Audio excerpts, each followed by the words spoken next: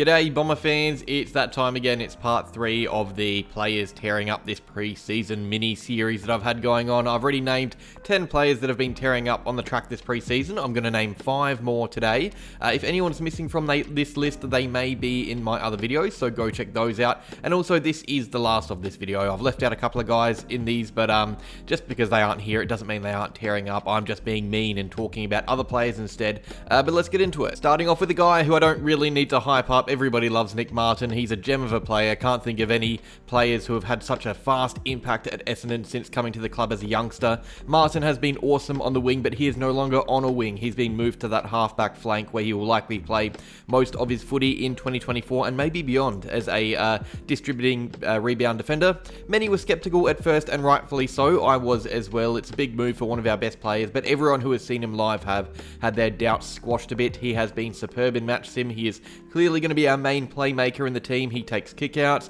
The other defenders are always seeking him out to use the pill. I think he is a great fantasy choice for you guys who love that game. I've had a few comments about it recently. He'll be getting a lot of the ball in 2024 if it goes the way training has. And that is great for the team. If the ball is in his hands, we are in a better place as a team. He's worked on building muscle as well to become more competitive in one-on-ones. So hopefully we see that translate to the field, because he will need to be accountable if he is playing back there. But so far the signs are good. Fans are starting to come around to the idea of this move. I remember when I first posted the video, there were maybe a handful who were bullish about his move, but now that handful has been multiplied by a fair amount. We will see him line up there in the preseason games to get us even more hyped. Nic Martin on defense is happening, and I'm pretty keen for it. Alrighty, from defense to attack, we have another key forward to talk about. I've made 3 of these videos and highlighted 3 different key forwards, which is just great news, because obviously we haven't really had a good solid key forward squadron since maybe 2017 when we had Hooker, Danaher and James Stewart, but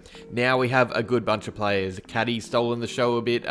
Peter Wright I spoke about last week. Kyle Langford is Kyle Langford, but many are forgetting about Harry Jones, who is also having a tremendous 2024. Kyle Langford himself noticed this. He was asked about Nate Caddy in an interview, and he redirected the hype towards Harry Jones, and it's great to see because Jones has struggled so much in the last few seasons, since 2021 really, when he made his debut. His body has let him down, but he is looking in the best shape we've seen him in ever. He's flying for marks, he's moving really well around the park, he's kicking well, which we saw plenty of in 2021. And I remember he had that debut where he missed everything against Hawthorn and then went on a crazy streak of goals without behinds. I think we're seeing that 2021 confidence returning a bit. He seems like he is enjoying himself and feeling less restricted by his body. He's making life hard for Nate Caddy. We all want to see Nate Caddy play, but more than anything, we want to see Jones settled. I personally would rather see Caddy push his way into the team past Jones, or in an ideal world not able to do so because of how well Jones is playing. I'm not saying that's going to happen, but so far so good for Jones in 2024. It's very positive so far. Next up is our oldest player and one of our newest players, Todd Goldstein. Now, he isn't tearing up in the same way as Durham or Parrish or those other high performers, but he has made a fair few fans feel at ease. There were some critical of his inclusion in the team, which is fair. The guy is 35, but Goldstein has come in and done exactly what was needed. He is consistently guiding and coaching the younger rucks like Brian and Vicentini, which is especially important given Draper's absence through injury.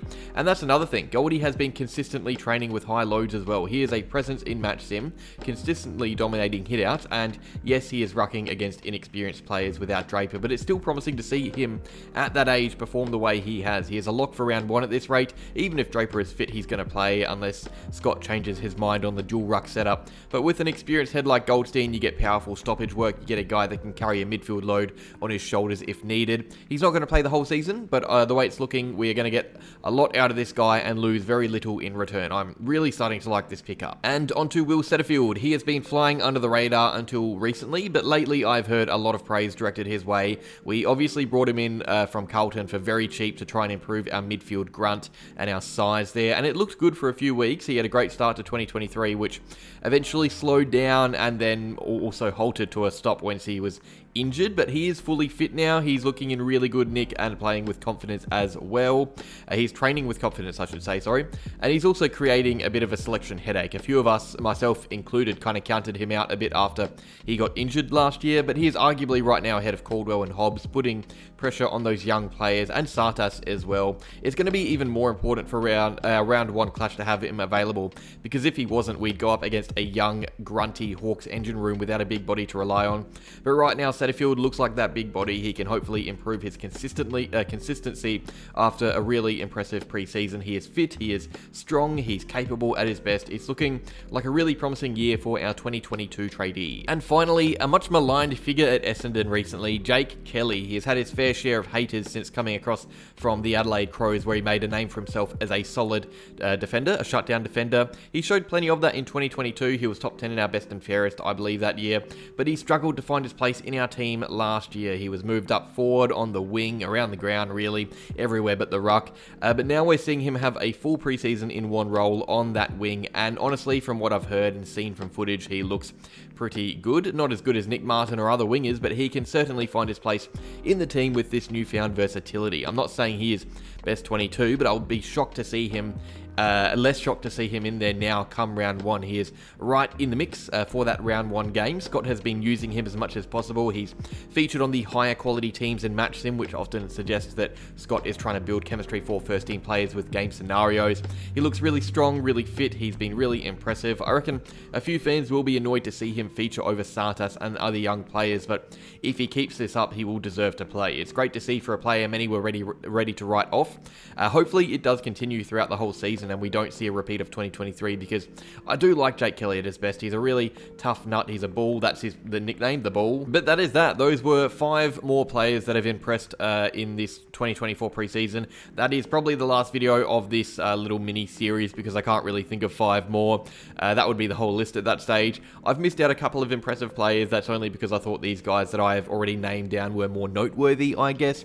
But cheers for watching. Getting real close to that 2024 season now. Like if you enjoyed, subscribe if you're new, and as always, go Bombers.